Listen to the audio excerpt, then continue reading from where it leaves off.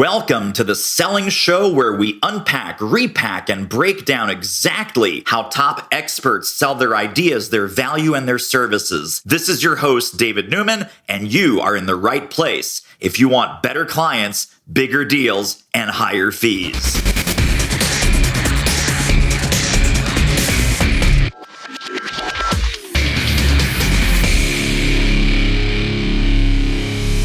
Nancy Geary of nancygeary.com. Welcome to the show. Thanks, David. I'm really happy to be here today. This is new, shiny. We have our new studio. We have bumper stickers. We got coffee mugs. We got swag. You are one of the first guests on the Selling Show. Do you like the new place? I love it. Whew. We worked hard, man. There's paint. There's, curtains. You got the new rug in here, everything. All right. Seriously, I want to hear about the Nancy Geary empire, what it is, how it works, what you do. Tell us about the business. Tell us about the backstory of how you came to the work that you're doing today, and give us the whole schmeggity. The whole schmeggity. Okay, here's my schmeggity. Right now, I work with entrepreneurs that want to turn their expertise into profitable online programs. And I came to this in 2021 because a lot of people were putting out online courses. Really, David, anybody with a computer can create an online course. And that's a good thing, and it's a bad thing. Because what has happened is there's just this glut of content that's been put on the market, and there hasn't been a lot of good design or structure. It's just, here it is, go for it. And people are getting a little bit weary because there's so much out there. And I thought to myself, I have been developing training for corporations my whole professional career. So it seemed to be this really good intersection of continuing doing the corporate work, but really working to serve this entrepreneurial market that really needs help so that they can show up as good or as great as they really are. And I've started to coin the term bundle your brilliance. Nice. Because that's what it's all about. I like it. So walk us through how this works. What are the different revenue streams in your business, the different things that you sell? Break that down for us. Okay. Well, there's the work I do. That's a done for you service. And that's usually for larger businesses or corporations. Well, I'll go in, I'll meet them where they are, anywhere from idea to implementation, and I'll do the heavy lifting and build the course. And the second stream is more for a smaller business, more the entrepreneurial crowd. And in that context, I've got one program that I offer where I'll actually coach them through the process. So I'm giving them tools and templates and the structure and how to approach it. I'll give them assignment. They'll go off, they'll do the work, they'll come back, I'll review it, and I just take them through. And again, I'll meet them where they are. Because that people fall into a couple of camps.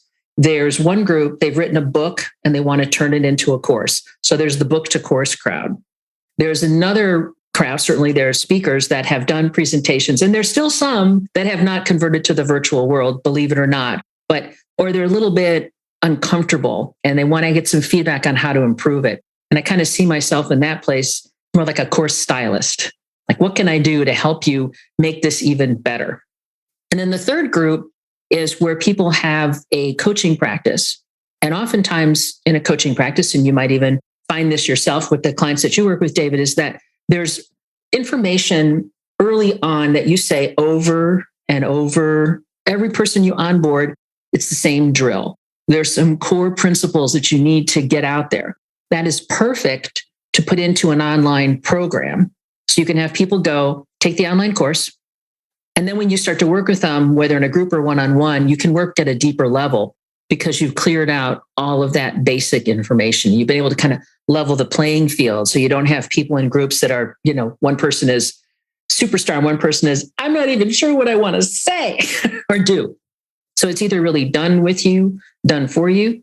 I can take people from idea to implementation, or come in more as as I said, the course stylist, and go, let's take and improve what you have, which I think is going to be really great in this year because people have put content out there and they're like, but they don't finish, or I came up with this great idea and nobody's buying it. What do I do? So to kind of help people get to that next level so they actually can, all their hard work, they can get some benefit from it, right? Right. Totally. I don't want to gloss over this really brilliant switch that you've made. And maybe a couple of switches, a couple of bends in the road. Going from corporate instructional designer, curriculum developer, course builder, etc. The initial version of this business was not specifically about courses for entrepreneurs, but educational lead generation for tech companies who wanted more demos, appointments, sales, etc. Talk a little bit about some of the challenges that maybe one of those companies would have. And of course, as entrepreneurs, we have it too, right, about putting valuable content in front of people, not as a for sale course, because that's what we're doing now, right, but as, hey, we're really smart, consume this content, and then book a call, then talk to our team, then book a demo, etc. What was that phase of the business like? That is still in play because that's definitely one approach that people will take. What has happened is with a lot of the technical companies, I was finding that they were working more with their marketing teams. So the marketing people were kind of taking over that whole space. And it was proving to be kind of challenging to break into. It's funny how sometimes things happen. Like you have one idea and you go forward with it and people go, that's great, but you know what? I would like this.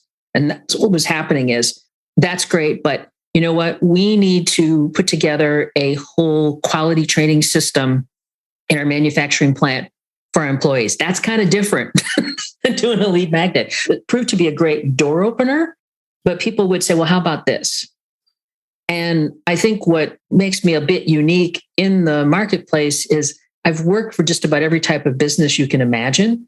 So I know a little bit about a whole lot, but I've been able to see that there's these consistent structures and patterns. So I can kind of go in and get to the point fairly quickly.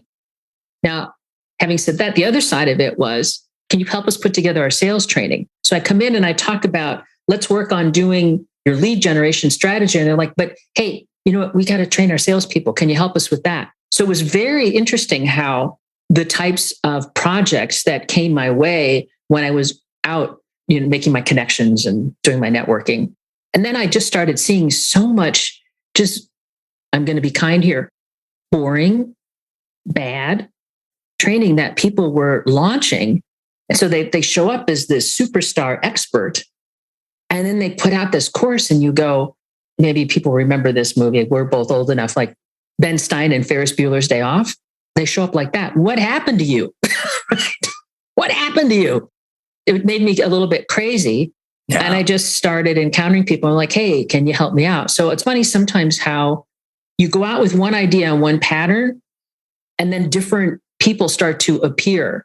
And now what I'm finding is the people that I'm working with, they've got a great program and they want to sell it to a corporation. So because of my having worked in corporate training, I can help them figure that out because there's some different variables that you have to consider if you want to sell any type of an online offering into a corporation.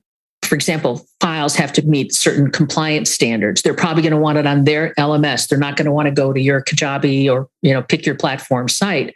So you have to think about packaging everything in a different way because, there's a lot of concerns about security, for example. They don't want their people to leave their firewall and go someplace else. Yes. Wow. So much to unpack there. Let me start with the last thing you said, because I literally just this morning talked to a client.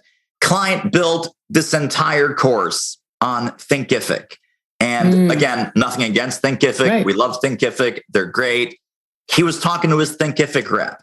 Hey, I want to sell this inside of a company. Are you guys SCORM compliant? They said, no. And we have a partner. We have an API. We can program something. He says, I don't want to do that. I want to go native, a platform that they're going to be comfortable with. And Nancy, man, you put your finger on it. This is a huge block to selling anything digital into a corporation. Cybersecurity, privacy, is it hack proof, passwords, encryption, all this crazy stuff. People can literally build a beautiful course empire on the completely wrong technology platform. Then they have to go rebuild it again on some platform that they should have used in the first place. And obviously, when they come to you for help, you'll be able to help point them in the right direction on day one. And this has really just started to occur where people have said about the SCORM compliant rule. And so I'm actively researching that to find out how you need to do that, because there's different, they call them authoring software. Yes. Which takes what people can do on pick your platform, anywhere from, Thinkific, Kajabi, all of those platforms. They do not have built into their systems the level of interactivity that you can do using something like Articulate, Rise, or Storyline. Now, those two platforms allow you to build SCORM compliant files that then can be put onto a corporate platform. And there's other programs out there as well, but those are the two that my team that we work with. We do Storyline and Rise. Rise is very simple in that there's components that you can sort of drag and drop. They're pre-built components. Where Storyline, you actually have to do programming. And Storyline has a stronger firewall tied into it, if that's the right word. There's more security in Storyline than Rise, to the point where a proposal that I put forward with one of my corporate clients, Storyline is more expensive because it requires more programming. It was like almost double to do Storyline over Rise. And they, because of their concerns about security, they were willing to pay the premium. They have a product that is one of a kind, and they're concerned about people hacking into their system, taking their technology, shutting down their system. So they're really, security is a huge deal.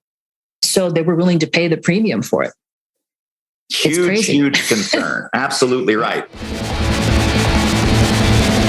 Hey, if you're loving this episode as much as I am, pop over to doitmarketing.com/manifesto and get your free 37-page download guide to how to sell smarter, sell more easily, sell more often. That's what we're here to help you with at The Selling Show. Off you go. We'll take a step back and then we'll take a step back into the corporate sale, but let's take a step out of the corporate sale. This is something that I passionately believe in, and you passionately believe in, and all of our listeners need to passionately believe in, which is when we're selling a course, really when we're selling anything, but when we're selling a course in particular, I'm a huge believer in pre-sale value, right? Mm-hmm. People hire us, they buy our course, they drop a couple $1,000s, whatever. Post-sale value, not a problem. And if you work with Nancy, by the way, post-sale value is going to be guaranteed because she'll make sure you build the right kind of course in the right kind of way. I want to talk about pre-sale value. What do you recommend with your coaches, consultants, experts, etc.? Right. They build a course and then they start the sales process, which generally, left to their own devices, has no pre-sales value. It doesn't help the prospects with anything. And they go, oh, buy my course, and then we'll spill all the goodies for you. How do you help in a marketing campaign or in a sales campaign? Someone's built a beautiful course with your help. Now it's time to market this course. Like you say, maybe I built a course and no one's buying. Maybe you built a course and you haven't given them a compelling reason to buy. Talk about pre-sale value and how you recommend that your clients look at that and build that into their program. Okay. Well, first off, early in the process, you're doing some amount of discovery or analysis. That's the first pre-sales opportunity. Because when you're kind of figuring out your idea and your content, it's good to get out to some of your clients, whether you do it in an interview, a focus group, or a survey, to go, hey, this is the course that I'm thinking about building. Give them an idea of what you plan to cover and get their feedback. Oftentimes, what my clients will find is something that they think, this is the thing that they're really going to want. They're going to want to learn more about baskets than any other thing in the world. And then they go, yeah, not so much. But what I really would like to learn. So you can get some great information. And then as part of that conversation, you can say, I would love to invite you to the inaugural program, if it's a live online type of a situation, or I'd love to, because you helped me, give you a deal on taking the first online version. So you kind of start to create the buzz at that point, so people know that it's coming. You might even want to have people, as you get some of it built, go, would you be willing to do a quick review of what I've created and give me some feedback, and then give them some kind of benefit because they helped you out? So you want to start when you're early in the building phase. I don't think you want to sell it before you've done anything, but I don't think you want to wait until it's done before you start to promote it. Then what you can do is some golden nuggets from the course, extract those and include those in part of your marketing campaign. So as you're dripping out the program, you can go, here's a taste of what you're going to get, and have it be something that's really going to be valuable, that they're going to learn something from that little snippet. So they go, wow, this was the free part. And I might be quoting you on this, sir. Just think what I'll get if I do the whole program. Amen. I mean, we're so much in this place of you have to give to get. Yeah. Pre-sale value is all about make them fall in love with you so they want to buy. And then here's another question that I get. Mm-hmm. Well, David, how do I know I don't want to give away the good stuff in my course? My comeback to that, Nancy, is when's the last time you saw a movie trailer and you said to yourself, man, that movie trailer is so good, I am definitely not going to see that movie. I am not going. So, when you say, hey, give away something, it's a valuable snippet, a really valuable nugget. Are some of your clients resistant? Like, no, that's some of my best stuff. My philosophy, which we may differ on this, we may not. My philosophy is give away your best stuff, because unless they buy the whole thing, they're not going to be able to implement squat. Exactly. Oftentimes something can look easy. There's the old joke, yeah, well, it looked easy in the demo. And then you go to try to implement and you go, wow, there's a whole lot more to this. Right. I think a classic case of this is a lot of people have bought their platform. Pick your platform, whether it's Kartra, Kajabi, Thinkific, they buy it and it sits. It's like getting that gym membership in January.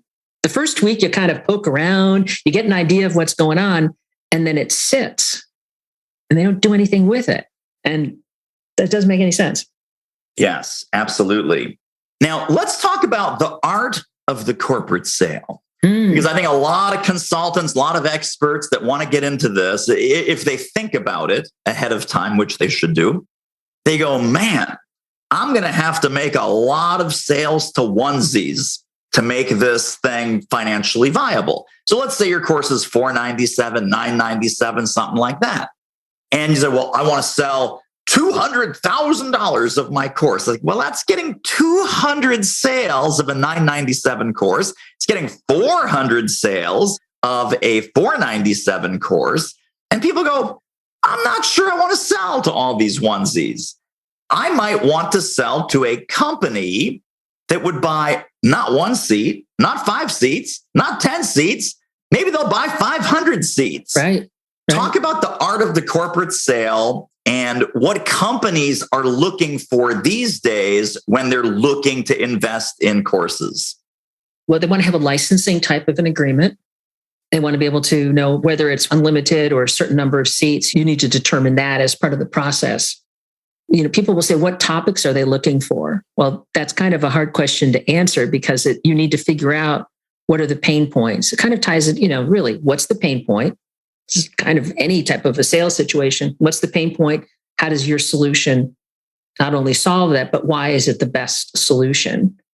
And then to look at it from the angle of how can you have it fit into whatever's going on in their corporate culture and the way that they're working. So to really have it be a win in the corporate sales, you need to customize your program.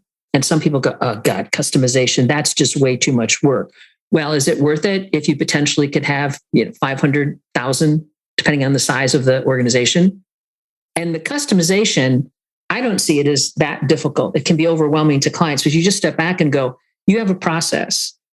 All you need to do is go, what are their stories? What are their examples? And weave that in. So think of it this way. You've got this great framework, great process, great method, great tools. Now, how do you apply it to a particular type of business? You could look at, we're talking about sales. So look at sales training. Sales is sales is sales is sales. But depending on the industry that you're operating in, you're going to change your approach. If you're talking in manufacturing, it's going to be one thing. If you're talking to a tech company, it's going to be another thing. Where are they in their maturity? Is it the wild, wild west because they're just getting going and everybody just does whatever they want? Or have they reached that point where they're like, a Google or a Facebook where, hey, you can't have all those people working for you without a defined process and a way of doing things and everything in between. Such a great point. Absolutely. Wait. We're not just going to listen to this episode. There are downloads, there are resources, there are links, there are bonuses waiting for you on this episode's page when you go over to doitmarketing.com/podcast. That's right, doitmarketing.com/podcast. Grab the notes right under this episode. See you over there. I want to go back to something that you said about courses, and people might be tempted because these platforms are quote unquote easy. The basic level is easy. You remember back in the 1990s, and again, I know that you do because you and I are the same. We're the same vintage. Yes, we are. In the 1990s, kids, if you're listening, look these things up on Wikipedia. Right. CD-ROM. Oh my God! You would have a CD-ROM training program. And some of these consultants and speakers and experts had the CD-ROMs. They were shovelware. Remember shovelware? Just shovel a whole bunch of crap onto a CD. Get your CD burner. Kids, look it up. Get your CD burner. It's a bunch of Word documents. It's some random video clips. It's some PDF worksheets. And here's my course. And they would sell that on a CD-ROM for like $49 or $99 back at the room sale. There are people right now in 2022 that are doing the digital and electronic version of shovelware. Yes. No design, no intention, no sequence, no flow, no instructional thought whatsoever. Because this is the world in which you live, talk to us about shovelware versus a truly well-designed course. Well, shovelware is just put the files, use this QR code and you can get to my course, or here's the link to download my course. And people have this tendency, and I think because the space feels almost unlimited now, right? I'm just going to put everything I know out there. I'm going to give you everything I've ever done and put it out on here, and maybe I'll give you an index. The challenge is that people are taking a course because there's a particular need, a particular problem it's going to solve, and they want to be able to navigate through it. And the key distinction, David, is you want to look at there's need to know information and there's nice to know information. And you want to separate them out. So you have your need to know, that's the main path that people go down. So you design it and you take them through all of your key ideas.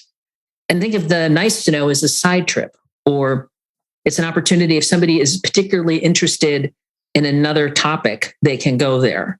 I was working on something this morning, and it's in the wellness space. I'm all over the place in the content that comes my way. We went through it and I thought, there are 6 courses here because she's divided it up into each one as a pillar. You could do a course for each pillar, but there's some certain kind of foundational wellness content that we need to work through first. And then we figured out a way, instead of her making this gigantic course to cover everything to make you healthy and well and vibrant, here's the core principles that you can implement into your daily life. Let's start there.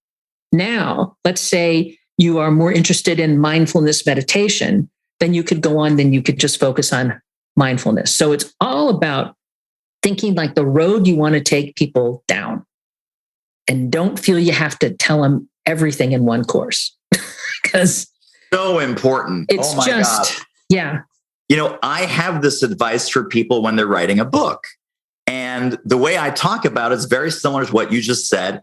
Think of it as a book. Don't think of it as the book. Right. Where it's this encyclopedic, everything I know about everything in my topic. So you're saying, think of it as a course. Don't think of it as the course. And it's the omnibus that needs to contain every scrap of information. I love that. This also brings us to another question that people might be tempted to ask. Should my course be more of a reference, meaning a little bit of everything within the parameters, of course, good instructional design and so forth? Right. Or should I have kind of laser focused courses that are very specific that will help an audience get a very specific defined outcome? For example, should we do a course on presentation skills, very, very broad, versus how to do a great 20-minute sales presentation? Very specific. 20 minutes meaning short, sales presentation meaning for sales. Or should I do everything I know about presentations, and one of my modules is on short sales presentations, another module is on long sales presentations? How do you kind of narrow the scope and the purpose of your course when you're thinking about designing it? I think what's interesting about that example is you've got topics that are standalone and things that could be bundled together into an overall program. One of the exercises that I will take people through is, let's make a curriculum map. So let's think of what you have as a complete curriculum or a complete program. And let's look at what are all the components. So if you think about, you've got a curriculum that's made up of courses, and courses are made up of lessons, and lessons are made up of topics. And look across it and say, I've got the opportunity to have this full program, but I want to be able to design it and position it in a way that if somebody is just interested in that short form sales presentation, they can go right to that content.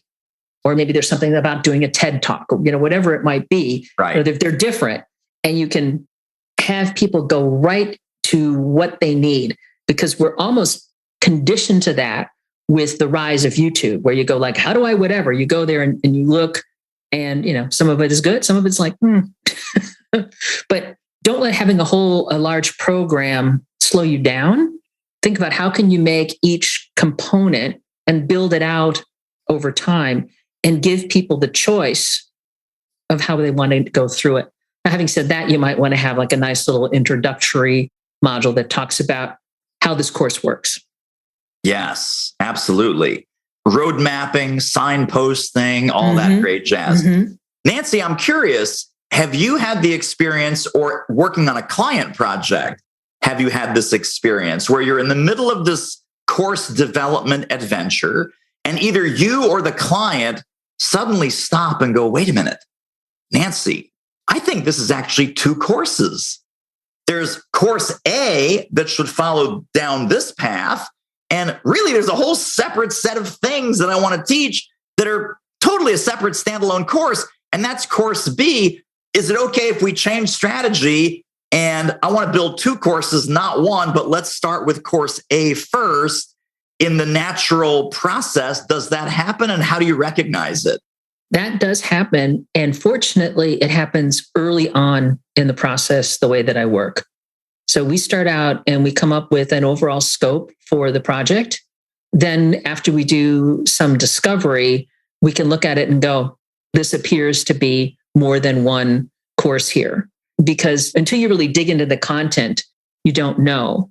And I like to work with people in a phased approach. So we talk about, we're going to go through, we're going to get everything up to the point of having a well-designed program. And then we'll look at the delivery and the actual content creation and delivery. That's a separate project. Because until you go through and do some discovery and do some design work, you really aren't 100% certain of how it's all going to shake out. I looked at something this morning, and on the surface, it was going to be one webinar. Really dove into her content with my colleague that's helping me. And we went, man, there's 5 courses here. So we're going to go back. We're going to complete this design. We'll deliver it to the client and say, here's what we discovered. And here's our recommendation of how you can proceed. And I think in this instance, because this is somebody who this is going to be her business, is delivering this program, the fact that she has more than one program is going to be good news. Yes, I love that. Absolutely. Well, as we're rounding out, I want to ask you our usual closing questions, which is about your sales superpower and your sales kryptonite. And then, of course, how do people get connected to more of your brilliance if they want to learn more and do more with their online course empire? So first question, sales superpower, your favorite part of the sales process, the part that you're great at, the part where you feel totally invincible. What is your sales superpower? My superpower is because of all of the different types of courses that I've seen, I can tell 90% of the time the type of program, the type of offer that someone is going to need. And I usually am dead on in terms of where they need to go. That's my superpower because I've seen it all, the good, the bad, and the ugly. And I can just go, okay, yeah, this is what you need. This is where you need to go. Tremendous. Do the discovery, and it usually proves out to be correct. There you go. Wouldn't my mom be proud? Whenever that happens to me, my favorite phrase is, guessed right again. Guessed right again. Right. You're not guessing. You have miles of experience. I'm not guessing. I have miles of experience, but it makes the client smile. Guessed right again. Let's move on to sales kryptonite, the part of the sales process that you just don't enjoy. It might be kind of a weakness or a blind spot or just something that you're working on improving. I am working on improving my negotiation because I want to help people so much. As I start to hear their story, I'll be like, maybe I'm charging too much. Maybe this is too much. And I have to stop myself. The best advice that I got on this was actually from my daughter, because we work on some projects together. She goes, if we don't charge enough, we're both going to be unhappy. We're going to do the work. We're going to feel like we're doing too much and we're going to be unhappy. And just to be able to say, I want to close as many deals as I can, but it's not always meant to be. It's not always going to be the right client. Such wise words. Amen times 10. Amen times 10. Now, I know at this point, folks are intrigued. They're salivating. They are ready to explore this further. How can folks get connected and stay connected to more Nancy Geary brilliance? And is there a gift? Is there a resource, something that we can leave people with? Yes, they can go to my website, which is nancygeary.com. And on the main page, there's an opt-in where you can get, it's a booklet, but I wrote up a document that's 8 easy steps to create training that sells, which will give you an overview of what the process is and really what it takes to create a great course that's going to sell. Tremendous. And that's at nancygeary.com. Your last name is GIERE.com, nancygeary.com. We're going to put that in the show notes. We're going to link all of that up. How about social media? Connect with you online. What's the best place? The best places to find me are LinkedIn and Facebook. Excellent. Well, Nancy Geary, such a pleasure. You are running a fantastic business. I am so excited. Really, really great to have you on. And thank you for dropping all those value bombs with us. It was my pleasure. And that wraps up another episode of The Selling Show. Hey, tell you what, if you like us, rate us and review us on Apple Podcasts, subscribe, tell a friend, go grab the notes and downloads and extras at thesellingshow.com. See you next time.